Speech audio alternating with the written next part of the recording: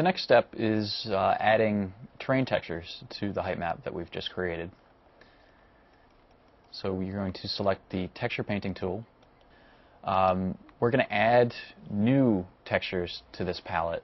So click Add Layer. So a new window appears. This is the texture selection window. So go down to Grassland. So we'll select this gravel texture. Click OK, and you'll notice it is added to your texture layer window. So now that I've selected the texture layers that I'm going to use, we'll start applying these textures to the world. Some of the options that you have once you have your texture layers picked is you can rearrange the order of these texture layers, which you'll find out is important a little bit later. You can remove layers, you can add more layers, you can also swap layers out. So what I'm going to do is this default sand texture I'm going to swap out for a rock texture. So I'm just going to do that quickly. Select this coast rock. So that swaps out the entire texture for a new texture. So now we can go in and begin painting textures. So by left-clicking, you can just paint this gravelly texture down. So on top of this, we're going to select the grass and just paint that right on top. So this grass will be painted in most spots at 100% opacity, but we'll go in and reduce the opacity in certain areas to make it look a little more realistic.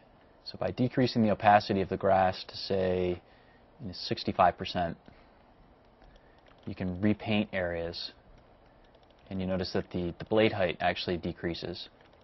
And if we cross about like the 45% area, you notice in addition to the blade height decreasing, you're also losing some of the underlying ground texture.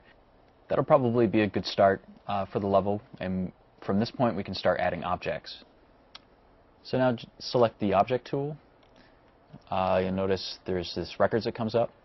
Usually it's a good idea to define the boundaries of the level first. So we're going to start adding rocks and cliff objects and things of that nature. And you place these objects in the world by left-clicking on the object in the list and then left-clicking in the world. And you notice this handle comes up on the object. And I'll zoom in on that. If you move the cursor towards the center of this, you get this cross shape. If you left-click on that, that will allow you to move the object around in the world. If you move it more towards the outside, notice you get this arrow up and down. If you left-click, you can move the object up and down in the world.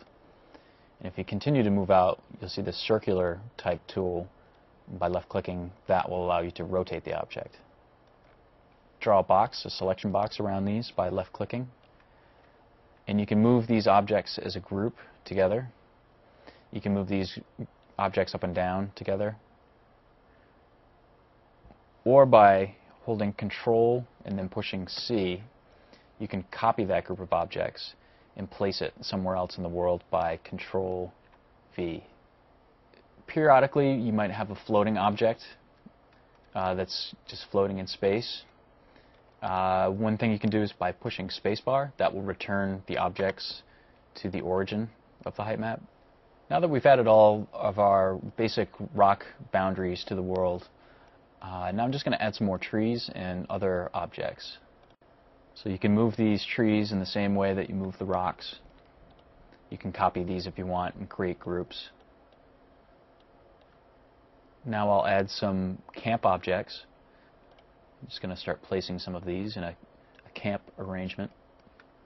Another thing you can do is add small rock decorations to the level. They generally make nice accents to the edges of levels, to the boundary area of a level. We're going to need something to span this chasm here that we've created. So if we go down to the structure directory, in infrastructure, there's this folder bridges. Select bridge tile wood, and when you place that in the world, notice that the height map is kind of funky around it. The reason that is happening is the object itself is actually stitching into the height map, and this allows the player to walk on the object. So now that we have our basic gameplay areas established, now we can add some water to the level. So select your water tool, and then you notice this on the right hand side, a water layer list comes up. What we'll have to do is add a new water layer. So click the Add button, and new water type 0 will come up.